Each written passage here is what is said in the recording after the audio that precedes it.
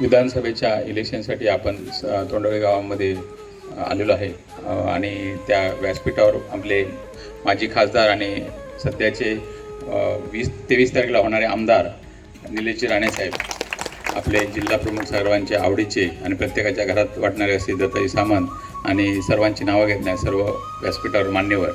खरंच म्हणजे निलेशजी साहेबांचं कौतुक करावं तेवढं थोडं. म्हणजे त्यांचं प्रत्येक एक पोटात एक असं काय नाही, जे असेल ते तोंडावर सांगतात ते, आणि जे एखादं काम होत असेल तरच ते सांगतात हे मी काम करेन, नसेल तर नाही. म्हणजे हे जे बाकीच्या राजकारण्यांसारखं मी काम करणार आहे आणि नंतर मग इलेक्शन झाल्यानंतर फसवणार आहे असं त्यांचा स्वभाव नाही आहे. कारण का मी आता त्यांना जवळून बघतोय, एखादी गोष्ट मलाही ते सांगतात, तुम्ही कुठच्या गावात गेलात तुमच्याकडून होणार असेल तेवढंच सांगा आणि बाकी काय तुम्ही सांगू नका.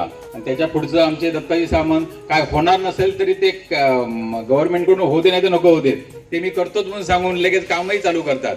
असे आपले दोघांची जोडी आहे. त्याच्यामुळे तुमचा विकास कधी होणार नाही असं काय होणारच नाही. म्हणजे 5 वर्षात जे 10 वर्षाचा बॅकलॉग आहे ते 100% आपण भरून काढू.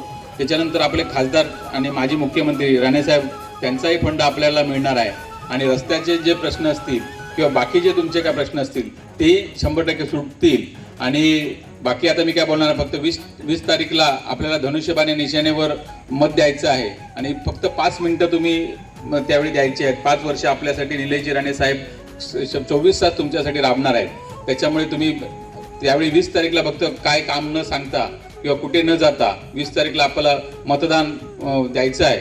काल आता तुम्हाला सांगतो, आपले जिल्हा प्रमुख पहिले झाले, मुख्यमंत्री आल्यानंतर माझे जिल्हा प्रमुख नवीन कुठे आहेत, जिल्हा प्रमुखांच्या गाडीत बसले, स्वतः जिल्हा प्रमुखांनी गाडी चालवली. म्हणजे हे कुटुंबाचं जे आपल्या पक्षात जे हे वेगळं नातं आहे.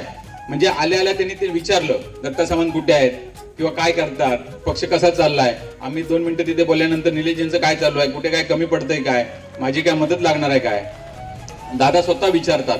तुम्ही फिरताना काय कुठे अडचण असेल तर मला सांगा, निलेशजी प्रत्येक वेळी सांगतात. म्हणजे हे जे कुटुंबाचं नातं आहे हे आपण प्रत्येकाने, आपण ज्यावेळी तुम्ही आमच्या पक्षात प्रवेश करता त्यावेळी आपल्या कुटुंबात तुम्ही आहात आणि तुम्हाला आता याच्यानंतर घाबरायची गरज नाही. आपल्या हक्काचा आमदार असं तुम्ही समजा. आणि शुभेच्छा देतो, कारण का राणेसाहेब आणि काल मुख्यमंत्री पण बोलले की आपल्याला 100% मंत्रीपद मिळणार आहे. त्याच्यामुळे तोही तुम्ही विचार करा, जास्तीत जास्त लीड मिळालं पाहिजे. कारण का ज्यावेळी आपण मुख्यमंत्र्यांना सांगणार की आम्हाला मंत्रीपद द्या त्यावेळी ते लीड कुठेतरी कमी होता नाही. कारण का कुडाळच्या प्रवेशावेळी त्यांनी सांगितलं 27,54,000 झालं पाहिजे. ही आपली सगळ्या पदाधिकाऱ्यांची आणि कार्यकर्त्यांची जबाबदारी आहे. ज्यावेळी आपण 100% सांगू की त्यावेळी साहेब तुम्ही सांगितलं तेवढं आपण लीड दिलंय, आपल्या निलेशजींना तुम्ही मंत्रिमंडळात तुम्ही घेतलं पाहिजे, हे आम्ही 100% सांगू. आणि रामेश्वराच्या आणि इथल्या ग्रामदेवतेकडे प्रार्थना करतो की निलेशजींचं मंत्रिपदात वर्णी लागो. आणि इथेच थांबतो. जय हिंद, जय महाराष्ट्र.